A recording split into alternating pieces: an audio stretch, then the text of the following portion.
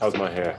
Your hair is great. How's my freaking hair? That's the question. Hey everybody, welcome to Drum Talk TV Live with Dylan Elise. Everybody, tell us how your hair is and tell us where you're watching from. I'm going to pull us up on the monitor over here while you all do that. Dylan is in Southern California, somewhere you're in the San Fernando Valley, right? I sure am. My old stomping grounds. Dylan's where I grew up, actually. And I love it. I'm in, yeah, it's cool.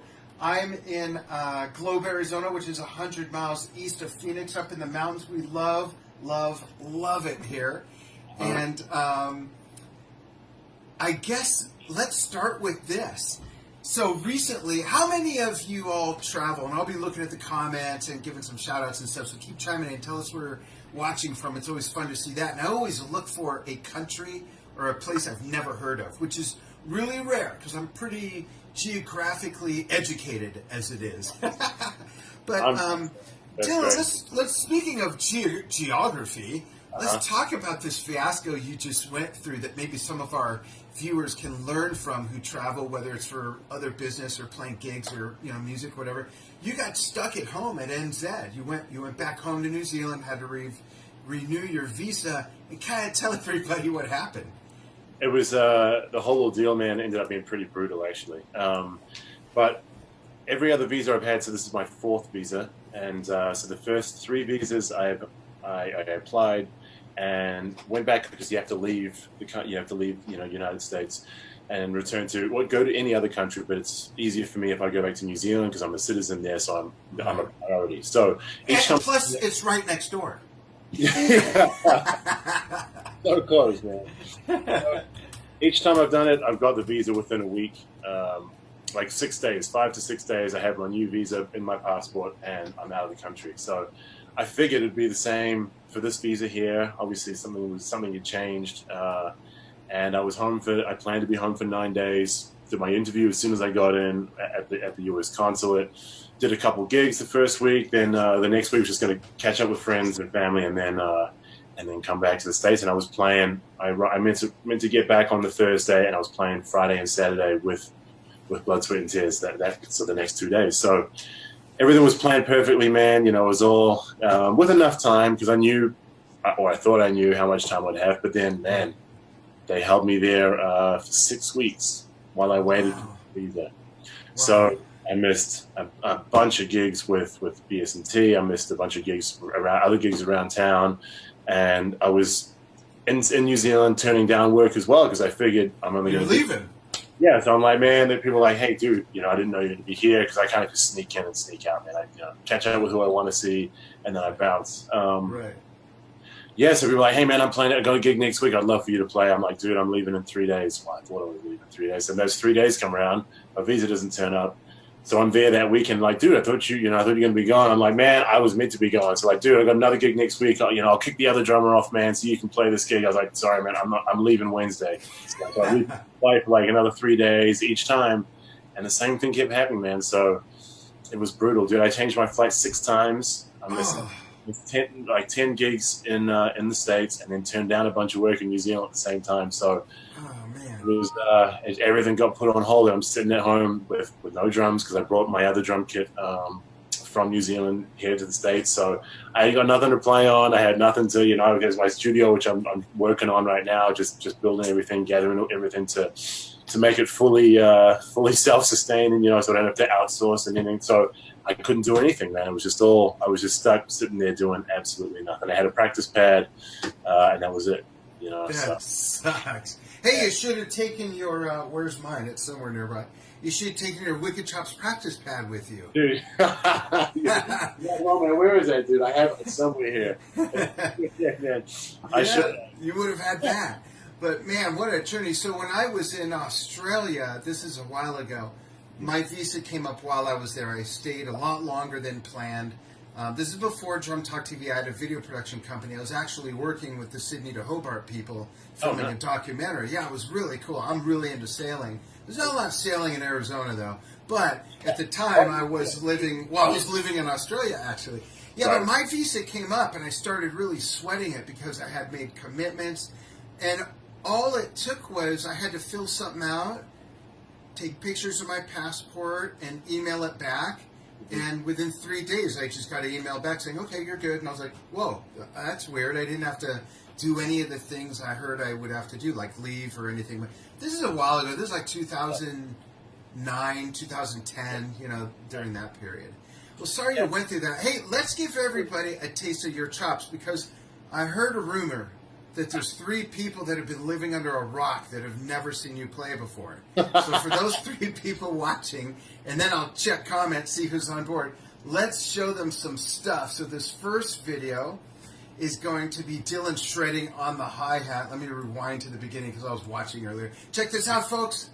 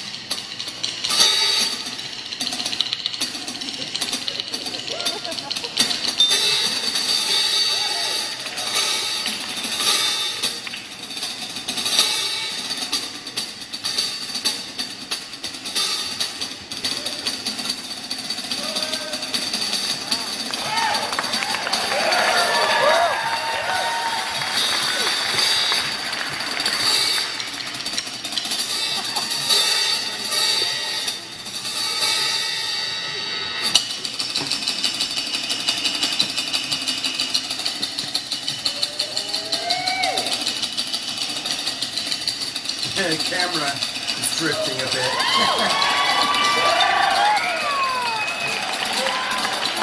There we go.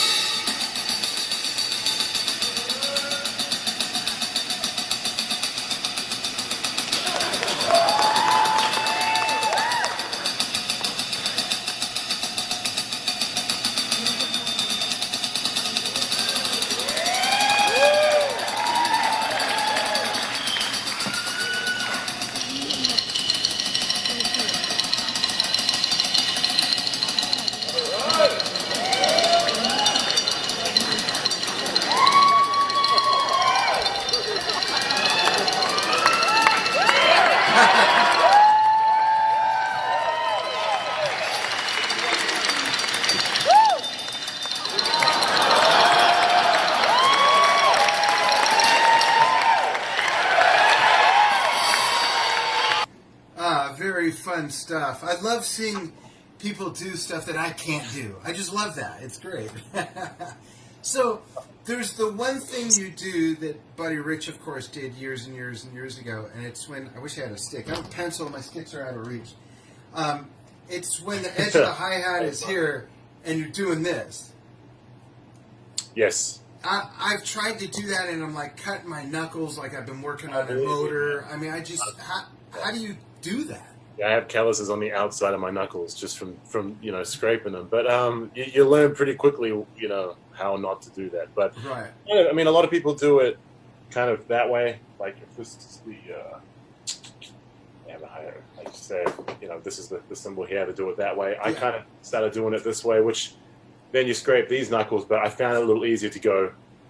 Maybe I don't know if it's a traditional thing where you kind of like the wrist action kind of works that way as opposed to this, which is more match grip, I guess. So the side is kind of, but that, man, it took a long time. I'm going to start working on it some more. Watching that a few times today inspired, because I was digging for stuff that I wanted to show. We have one other drum solo that I just love, and I genuinely love your playing. You're a very musical drummer, very disciplined, but at the same time, you can really get out there, which is awesome. So hang on, folks. We'll play another solo, but watching that a few times while I was poking around just really inspired me. And, you know, I don't know if a lot of people around my age, I'm in my 50s, I'm 55, I don't know if a lot of people around my age who have been playing their whole life are more into perfecting or just happy with what they know or learning new things. I want to learn new things. It's been difficult for me to find time to learn new things, but when I come across, you know, see you play live or I see something like that video, it inspires me to want, like, man, I got to work on some new stuff.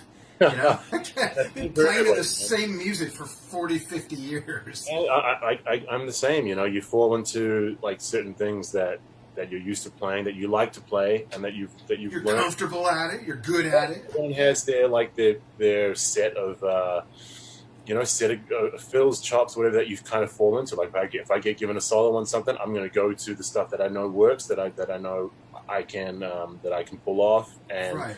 What my mind is, how I've, you know, when I've grown up, and how I've constructed my sound to be, you know. So, and we all go to those. So I have the same thing where sometimes, man, I'm like, man, I hear a solo, I'm like, dude, I was doing that same thing, like, well, half of that, you know, 10 years ago or whatever. But maybe now it's polished a little more, or it's morphed. But it evolves, yeah. Yeah.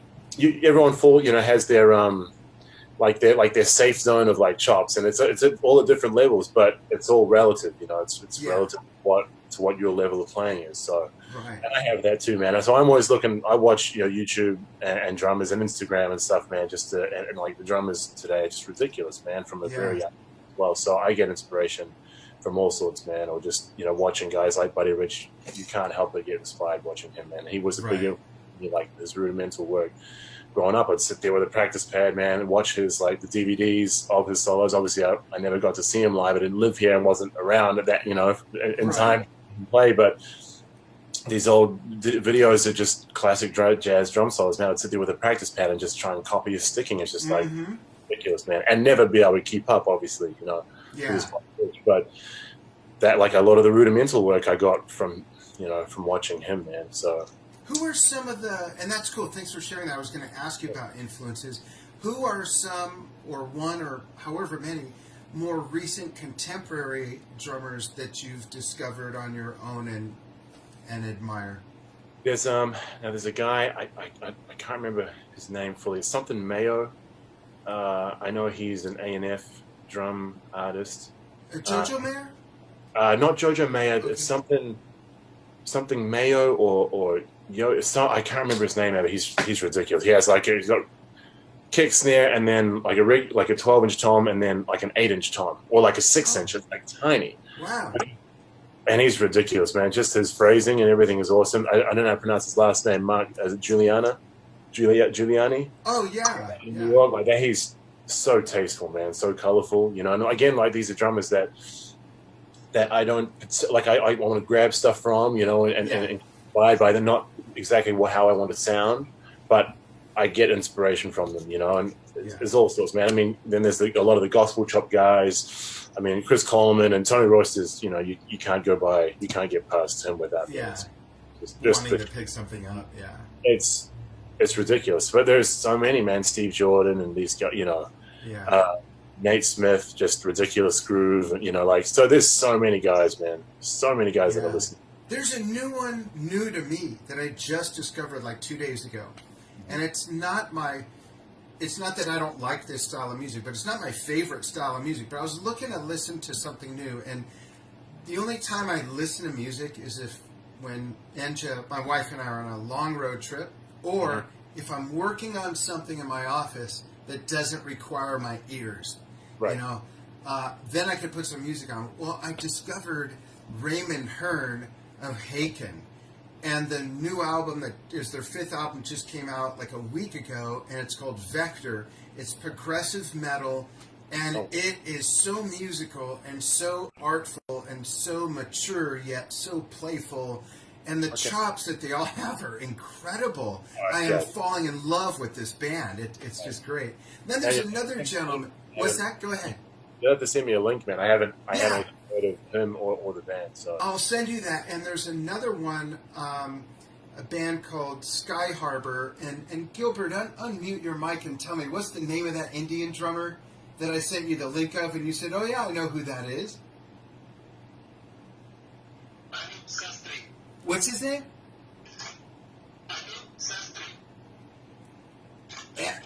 Type it in the thing. I can't understand. It's an Indian name, and I'm being told with a Spanish accent with hard of hearing ears. That doesn't work. Oh, he's writing it down on a pad of paper for me. So everybody, here's Gilbert. Gilbert Cervantes. Those of you who send in videos, Gilbert's the one that goes through all the videos first, and he puts them on a spreadsheet, the ones that are approved, or he thinks they'll be approved, and then he sends them to me. Gilbert's also going to be joining us at the NAMM show, doing interviews in Spanish and some in English as well. He's in Monterrey, Mexico, so come by our booth. Write it down, everyone. It's not like you're going to remember. 6732, and visit us and say hi to Gilbert. So show that again. It was kind of washed out. Show that again, Gilbert. Oh, it's backwards. Oh, it's Anup, A-N-U-P. Okay. So look up Sky Harbor, folks. And Sastry. Anup Sastry. Another amazing drummer that's a lot like this gentleman with Aiken. Yeah, Raymond Hearn. I want to get both these guys in the program, and I'm actually thinking to myself, maybe I want to listen to this stuff enough to actually learn it and play some of it. It's like that, and it's really, and it's different from stuff I normally play. Yeah, absolutely.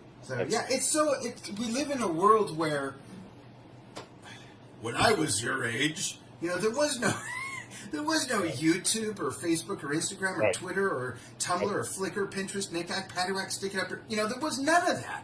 Right. And the abundance of what we have at our fingertips, it's crazy. To dive into, it's incredible. To grow up today and learn an instrument. It's the best time to be doing it. Yeah. The access we have is incredible. Yeah, I think YouTube got to New Zealand around, I think 2008-ish. It might have been maybe 2007. But by then I'd already been playing drums for 12 years, So, and I'd stopped having lessons probably 5 years before that. So I was in 2008. 2008 I was 18, 17, 18. So by then I'd stopped getting lessons when I was, I think, 13 years old, because I just couldn't get what I wanted out of New Zealand drum tutors, Or if I remember putting on a DVD and showing my drum tutor, said, "Man, what's Dave Wickel doing here?" I have no idea. I can't comprehend what he's doing. I couldn't slow the sticking down on VHS, So, and I was like, "Man, can you teach me what he's doing?" He's like, "Man," my teacher just said, "He's just doing paradiddles and rudiments." I'm like, "Man, when I do paradiddles, why don't my paradiddles sound like how? What do you mean? It's just paradiddles, like." And so he just, maybe he wasn't able to decipher exactly what it was. Right, and articulate it, yeah.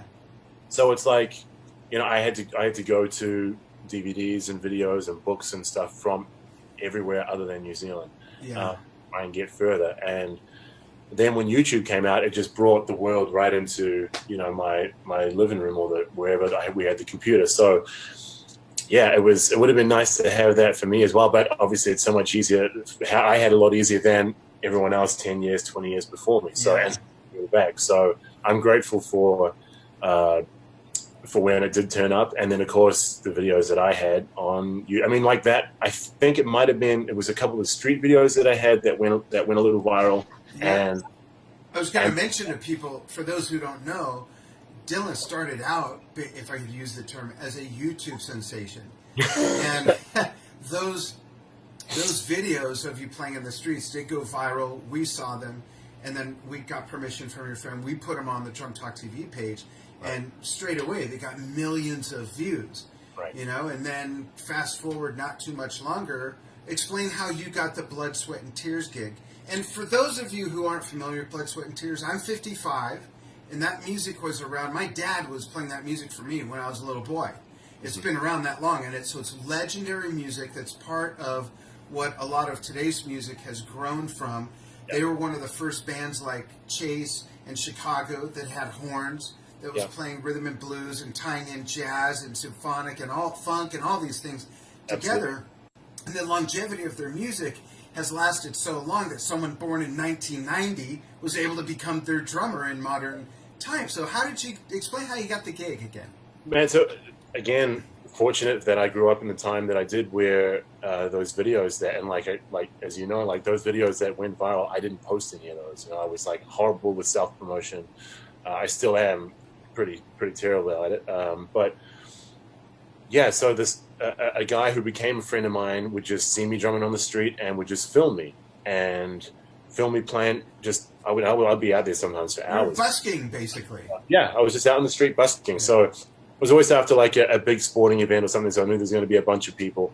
And it was great for not only just learning how to improvise and things like that, but it led me to Bobby Colombi, the founder and original drummer of Blood, Sweat and Tears. It led him to seeing one of those videos, and then seeing the hi-hat video, which there's another one online, which I guess he saw, because I think the one that you showed is actually from a Blood, Sweat and Tears right, show. It is, yeah. So he saw the older one, yeah. So he saw one of the ones of me playing on the street, and another one of me doing the hi-hat thing. Is like, man, you got to come out and play with my band, and like sit in and see how you like it, see how the guys like you. And it was crazy. Because he knew he was going to be leaving, right? He was having back problems. Well, I mean, he hasn't. Bobby hasn't played with Blood, Sweat and Tears since I think '75. Oh. So he always hired, the way Bobby sees it, and always kind of saw it, was, man, if there are better musicians out there that can make my band sound better than how I did, then I'm going to make that happen, you know? So that's where guys like Jaco Pastorius were in the band, you know? Like, he wasn't an original, but he came in, and he wasn't in the band for like a super long time, but yeah. You see, I mean, I would love That's amazing. Everyone in the band. I never knew that. Recording of when Jaco was in the band. So Jaco was there, Randy Bricker, Mike Stern. I mean, these guys all came through the band, or not originals, but came through and just made the band sound amazing. So that was Bobby's vision, and still is. So he obviously, my mum was 3 when the band started, you know, and 67 is when the band started. So obviously I came along a lot later, but that's what he wanted. He wants to have like amazing musicians. So I'm not sure why he put me there, you know. But he wanted to be a little more worldly, you know. I'll tell you why. It's but because in those busking videos, I mean, your drumming's okay, all right? Your drumming's all right. But in the busking videos, you had your shirt off and you're really buff and you look like an American Chippendales dude. And they figured, this is going to attract fans. You know? Actually, Bobby and I joke about that. It was pretty funny because when he first messaged me, like, of course, I didn't think anything of it. I'm like, okay, it was just, you know, this is crap, you know. It's just some yahoo getting loose. Some creepy old guy just wanting to come and play with my shirt off and sitting with my band, you know. Okay, yeah, man. Your garage, like, come to your garage with my shirt off. That's kind of what we joke about that because. And play with your shirt off. Yeah. In your garage. and don't play drums, but keep your shirt off. You know, like, we joke about that, but it's like, I mean, I did have a bunch of offers from different people that were all, you know, turned into nothing or were nothing to begin with. So for this to actually come through, and now, you know, I've played at least 300 shows with the band. It's just ridiculous. Wow, yeah, that is. And my wife and I have been fortunate to see 3 of them? 3, I think, yeah. Yeah, 3. Twice at the Nugget when we lived in Vegas, when Drum Talk TV was based there, and then we saw you down in, what's it called? Towards Tucson, but it's not Tucson. It's near there, right? I think that's the other place, yeah. Cool. Yep. And by the way, Incha says hi. She's in a meeting, though. She was... I'm like, come on, what do you mean you're going to a meeting? You gotta say hi to Dylan, because you're like one of our adopted drummer children. It's you, Emmanuel Caplet, Ellie Bertrand. Like, we don't have enough kids, right? We got 11 kids as it is. Might as well round it out, even number. Dude, if it helps me get a green card, dude, I'll do it, man. Hey, let's do it. Yeah, there you go. We'll sponsor you. Yeah, man. You can marry one of the daughters. That'll do it. I've got myself a lovely American girl, so we'll see how that pans out. Good. Man. I hope that it does. So let's talk about your sound. You always have a good sound when you play live. And I know you guys have good techs and you got great staff. I mean, everybody on the live production side. But it starts out with how you play and what you're playing. And it's not always just what you're playing, but how you play it. Like I've always said, and I really believe this. You could take a guy, you could take me or you or Gilbert or Nico McBrain or whoever, sit him in a chair and blindfold them. And in that room, there's 5 drum kits. They're all made of the same wood. They all have the same heads. They're all the same sizes. They have the same cymbals. And the same person is going to go from kit to kit to kit. There's no way me, you, Nico, Gilbert, anybody could identify, okay, number 2 is a Pearl. Number 1 was DW. I think number 4 was a vintage Sling. No one can do that. No. And that's no slight on the brands or the manufacturers. But when a drummer plays and really owns their gear with the way they play, they musically get the sounds out of their drums and cymbals. They get the same way a guitar player. They get 5 guys playing a Gibson Les Paul or 5 playing a Stratocaster, and they could all have their own sound depending on how they play. We're talking no effects or anything. You know, so talk about how you've developed your style of playing, how you strike the drums. I noticed that a lot of what you do looks effortless. What I mean by that is you're not always high sticking and slamming. There's a lot of reserved and conserved motion and movement on that. Right. Is most of it happening with your wrists and your fingers, and that's why? Man, I hear that a lot, actually, that people will comment on how effortless, I look when I'm playing, or how relaxed I look, which is awesome. I mean, like, I slouch all day long, whatever I'm doing, until like I sit up on a drum kit and my posture is like straight and everything's just like very open and free. Whereas, like I said, I do everything else, I'm just slouching. But and no offense, but when you play, you look like you're playing a little kid's kit. Yeah, because your drum sizes aren't real big, and you're a bigger guy, and it's like, whoa. Yeah, I know. When I was young, man, I had my drums were just huge. I was 6 years old, and you couldn't see me over the top of the drum. I was like, it's just how it was, And as I got, I'm still like that. As I got older and bigger, because I mean, I'm like 6'2" and like 240 pounds. So obviously, I got bigger eventually, and then the drums I preferred to have them lower. So my head went from a 22 to a 20-inch kick. And everything just got lower and kind of flatter, where I could get on top and just everything's super ergonomic. The way my kit's it's pretty tight. Yeah, it's more of a linear setup, right? Yeah.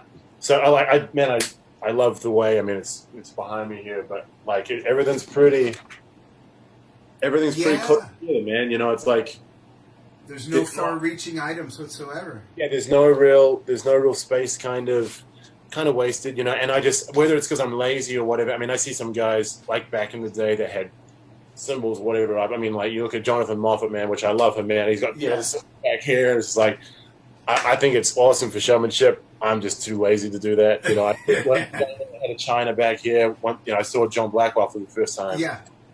And he had a China back here. I was like, man, I was like, dude, I got to do that. I was like, man, but I can put one here, and it's just much easier. Yeah.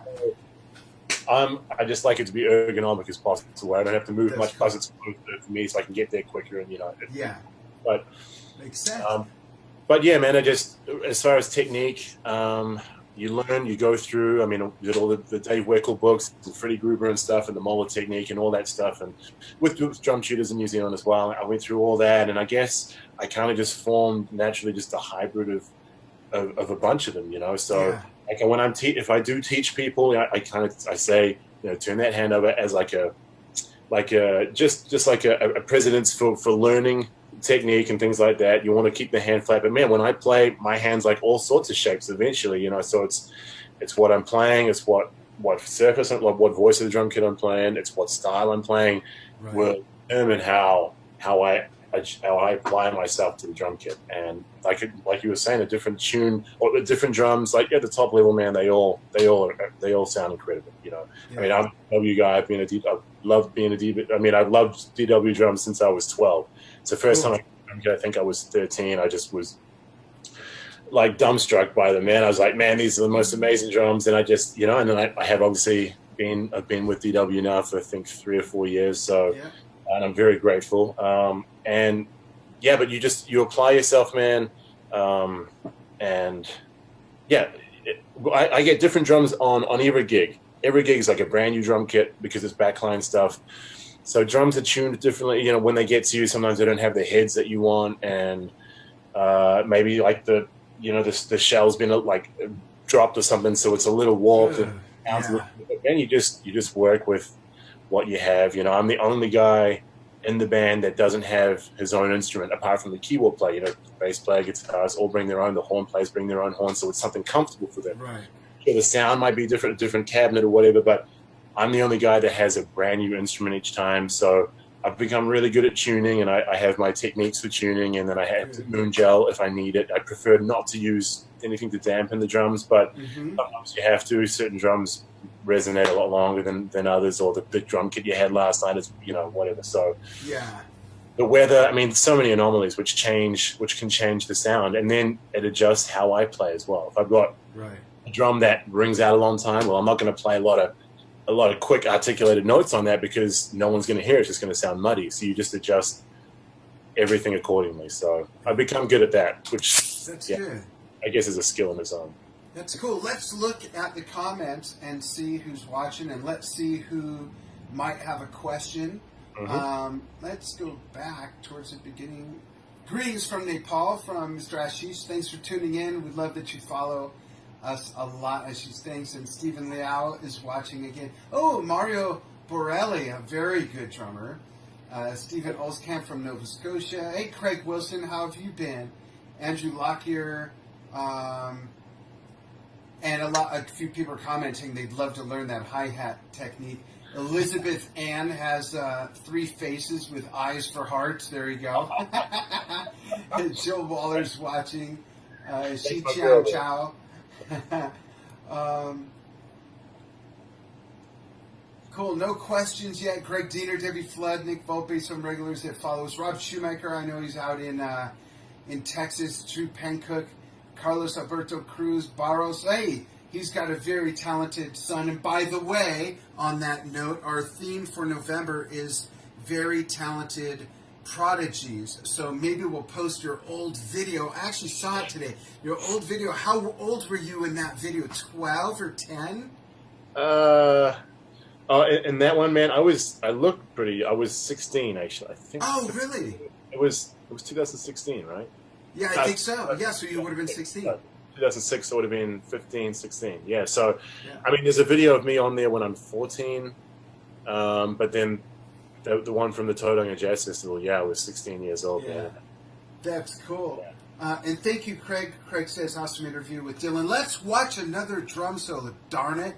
Let's see what we got here. See if I pull up the right thing on the right button. Yes, here we go, folks. Ready for some action? This is a great solo.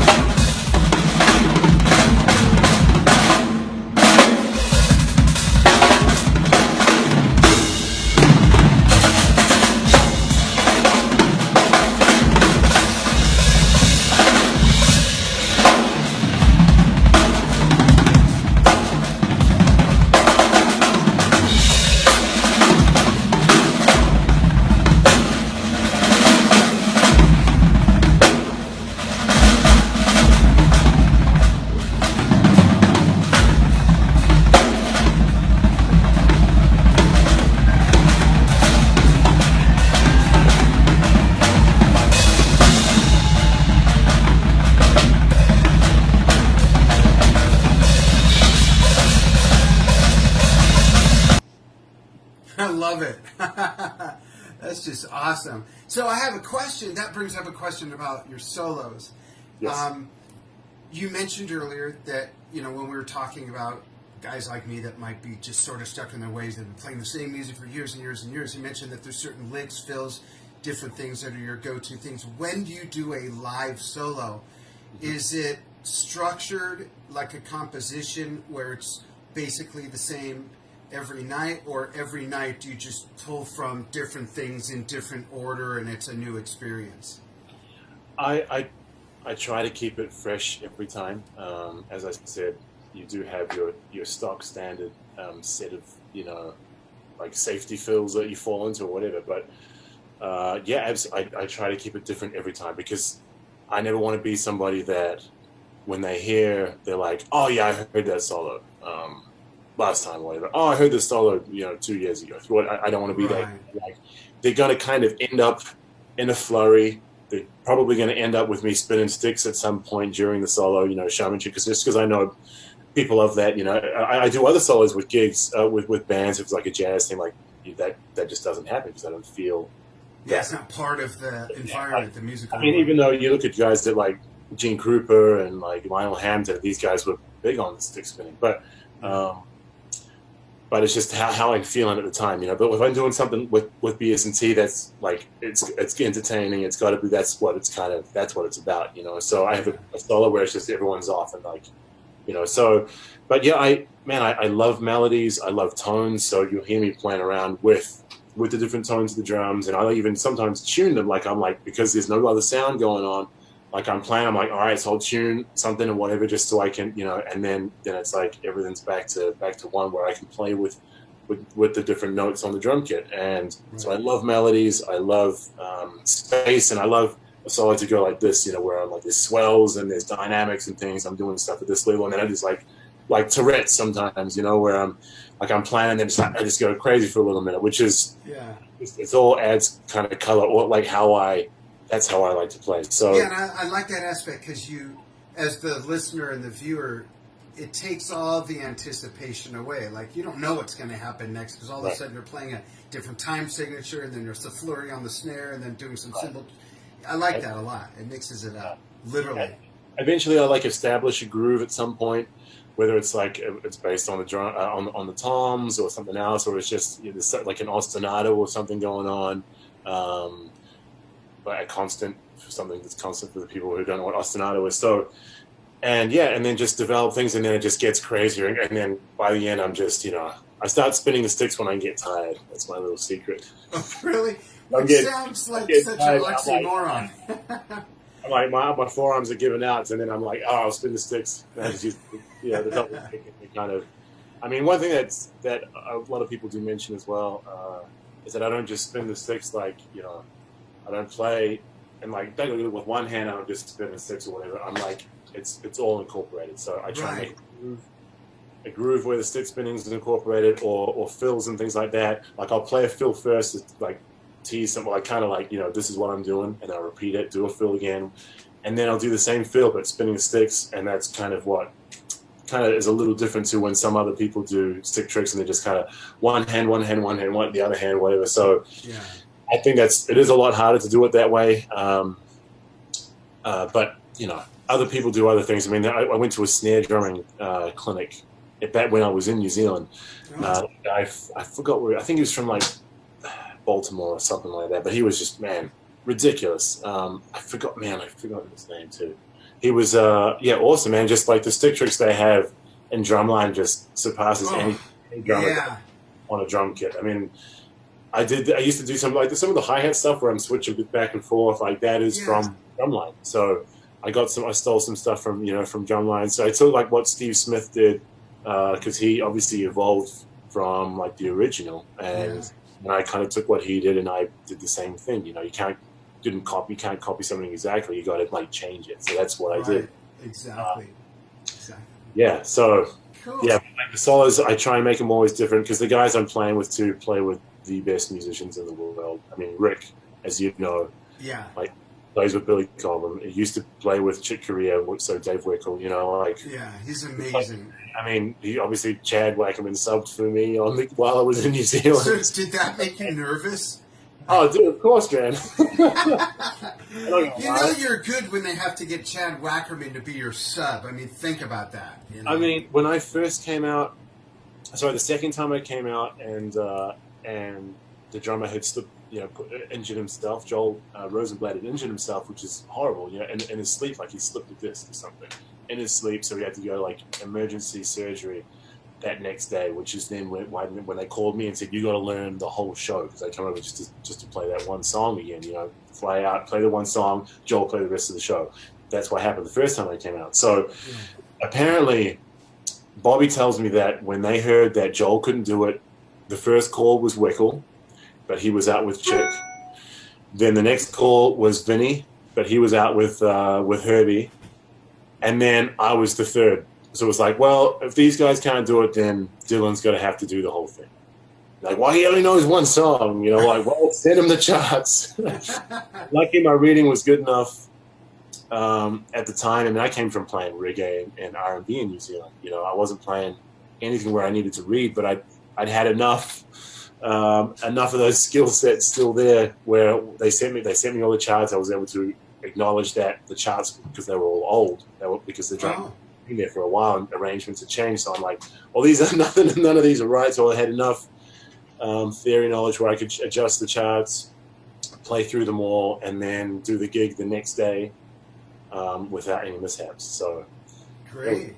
It was a challenge, but so I was 23 at the time when that happened, but I figured, man, this is an opportunity for me to grab a hold of this and show, yep, I want to be a professional, and that I can do it like at an American level, because that kind of stuff doesn't really happen in New Zealand, but it doesn't happen. So that was my opportunity, and I grabbed it. And after that show, man, after the first show of having like a day's preparation, they asked me if I wanted the gig. So wow. Yeah, it's pretty. That's awesome. And congratulations, you've done such a great job with it. It's awesome. Thank you, man. Thank you. Yeah, It's just really been, cool. it was just like kind of the right place, right time. It was unfortunate for Joel. And prepared. You were able to play, you were able to read the charts, apply those. Did you do some ear listening as well to the songs? And what percentage was learning by ear versus by charts? It had to be, if you got a live show, because they sent me the most recent live show, so pretty much that's what I got to go off.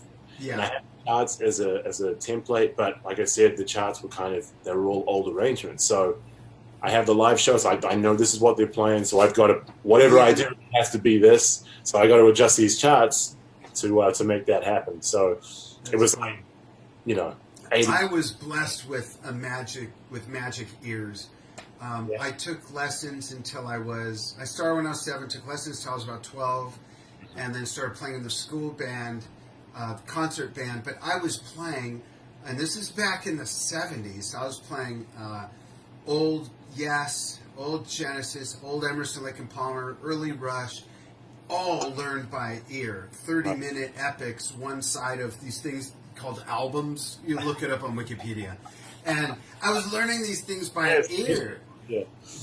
And it was crazy. Like there were no drum charts for Close to the Edge or Tarkus or Tales from Topographic Oceans. And learning by ear was just fun. I still learn that way because I used to be able to sight read as quickly as I could read English. I used to be able to write stuff as quickly as I can hear it. But when I stopped using that, it's like any other language. I was fluent in Spanish until I started to use it less and less. And now sometimes I got to really reach for certain words. It's funny, the cuss words always stay with you, though. Right, Gilbert? Gilbert knows that. He hears them from me. But it's... I hear him a bunch, too. So I know it's cool that you were able to blend the two. So, in closing, what do you have coming up that you want to promote? Do you teach? Do you have clinics? I know Blood, Sweat, and Tears is going on the road a little bit, winding down the year. We'll see you at the NAMM show. You'll have to get with us then. But what else is going on that people can tap into? So we're playing, next weekend in Boca Raton, Florida? Mm-hmm. Yes, we're playing there.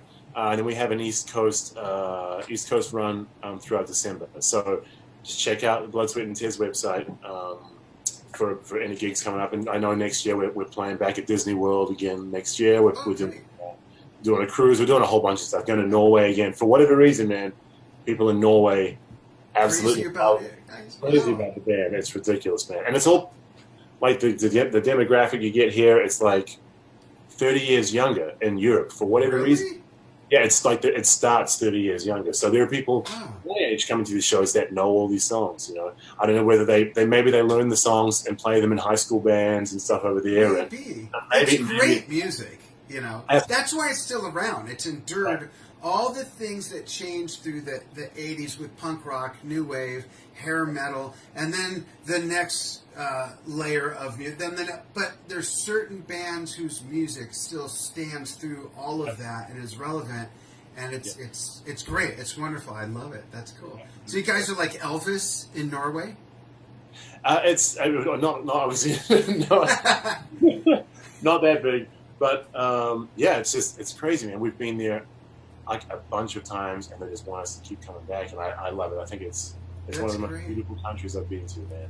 So really, one last question that's not music related. Yes. This is the Dylan Elise fun fact. Okay. What do you like to do when you're not working, when you're not playing music, when you're not recording, teaching, on tour, not doing clinics, not working on your sticking, not watching my drumming videos or Drum Talk TV videos? What do you like to What do you like to do? Man, I love to eat. Actually, you're a foodie. Yeah, it's bad though. I mean, it's bad. What's one of your favorite things to eat? I like my girlfriend and I. We just love to. Man, it's really bad. We just like. What do you like? Some of the things on your list. I can eat chocolate. You know, chocolate bar after chocolate bar. I wow, can eat, really? People get you get sick of chocolate. Like eventually, you're like, man, I do not get sick of chocolate. And same with like anything dairy. And I think I'm a little lactose intolerant, which has only really developed since I got to the States. I guess the milk's different here. It is, unfortunately. New Zealand, I can just eat anything, but over here, I have a couple restrictions, you know. Yeah. Anything dairy, man. So milkshakes, ice cream, like yogurt, like I just eat the shit out of everything. It's just that's great. And then, like, you know, but you know, and I'm a little bit of a gamer. Oh, you know? Are you? FIFA. I mean, I got stuck in New Zealand. That's all I could do, man. Just sit there. I was like, just wishing, wishing my password would come through. So I got really good at FIFA. Oh, but cool. That's about it. No, man, eating. You know, I'm a homebody, man. When I'm home, because we travel so much. Yeah. Wherever I'm on a plane, like every 4 days, I'm on another flight somewhere. Sometimes more than that, you know.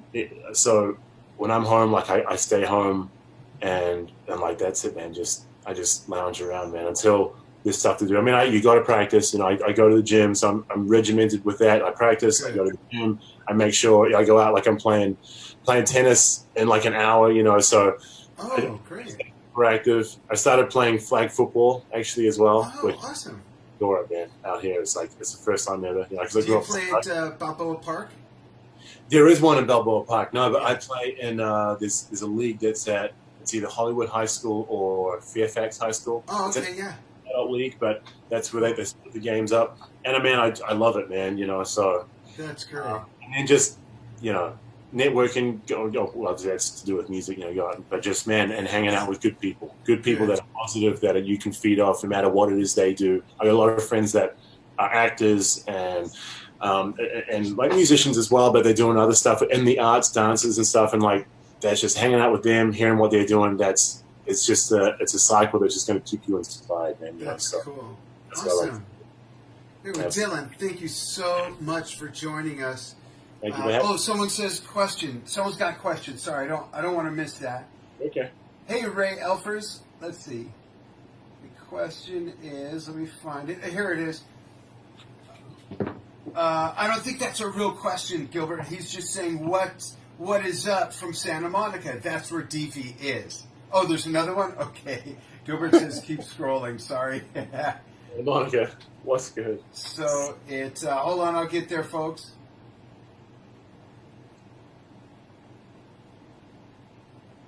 I don't want to miss questions. I don't see what you're seeing, Gilbert. Gilbert, you want to relay the question to us? Go on and turn your microphone on. It says, what do you think when you are using backline kit? So when you're on tour and you're using, thank you, Gilbert, and you're using backline kits, do you bring anything? Do you bring your pedals, your snare, your cymbals, or just your sticks, or do you bring a Twinkie? Right. always a Twinkie in the bag. But chocolate one. Yeah. No, man, I bring cymbals and it's a real hassle because there's some I mean, like I love Paiste. I'm with Paiste, and I love the cymbals. I sometimes I don't take them, and I regret it because you never know what you're going to get, man. You know, I sometimes I put down Paiste and I put that's on what's on the rider, a certain range of Paiste cymbals, and typically they don't have that range. Like what I play is pretty much all the Master Series stuff, and it's just and they're like hybrids of Master Series stuff. So they're the nice cymbals. You know, I love them. I love them, man. And sometimes I don't have those, and they're a big part of your sound. And cymbals, even more than drums, the sound you get from your cymbals absolutely depends on how you hit them. So if you have different cymbals, it's like, really, you can't, like, you can tune a drum obviously, but you can't tune a cymbal. Right. I put tape on. I find myself doing that, just grabbing the backline cymbals because I love like really dead sounding cymbals. Let's play this drum. wow. That's my ride cymbal. Seriously dry, yeah. Super dead, super dry, and I love that, man. And to get that out of, say, I get like a 2002 ride Paiste, or I get like an A custom, man, I got to tape that all the way up, but then it doesn't have the same. There is no like body to it. It's just super dead. So the cymbals are like a really, really personal thing. I mean, if I could, I'd bring my own pedals because again, those are really personal. I'd bring my own snare drum, you know, but I take cymbals and I kind of get by with everything else because you can adjust everything else. But sometimes we're on small planes, man, and the cymbals don't fit in the overhead, and they're like, sir, we got to check these. You know, I'm like, that's like a nightmare, you know, to check it, to like check it back. Because I only take a soft bag because I carry them on all the time. You know? Yeah. I check cymbals. Just because I've seen what happens to luggage sometimes, and that scares me. So, and then sometimes they lose them, you know. Yeah. They play with it like, dude, how do you lose my guitar from here to Salt Lake City? I'd be on the freaking news, seriously. Yes. It wouldn't be good. And my neighbor would be on the news saying, yeah, he was a nice guy. We never saw this coming. I'd be one of those stories. Yeah, man. So typically, cymbals and sticks, and that's it, man. Like, especially if I'm going on a run. If I'm going somewhere like to Germany or something or Norway for like a couple gigs, to carry that through customs like is brutal, you know, just through the line, because I wear it on my front like in the front. So, and just carrying that extra stuff. If we got small planes, that's a worry. So sometimes I don't take them, but that's I hate not taking them. So I can understand. Yeah, like we're playing in Boca Raton like next week. We played in South Carolina 2 nights ago. I'm taking those cymbals, man. You know, I love them so much, and it is like you said, part of my sound. So. Yeah, absolutely, great. Dylan, thanks so much for taking time with us. Stay on the line after I say goodbye to everybody. So Dylan Elise, right here on Drum Talk TV, Kiwi drummer extraordinaire, drummer for Blood, Sweat, and Tears, clinician, foodie, chocoholic, and all-around good people person. Thanks for taking time with us, everybody, to watch Dylan and I. And this will archive, so if you know people that would enjoy this, please share the post. And thanks for following what we do here on Drum Talk TV. Dylan, thanks so much. Thanks, everybody. Yeah, thank you, man. Amazing what you're doing. Thank you so much. Thank you. I appreciate that so much. Absolutely. All right, there's Dan trying to find the right button. There we go, folks.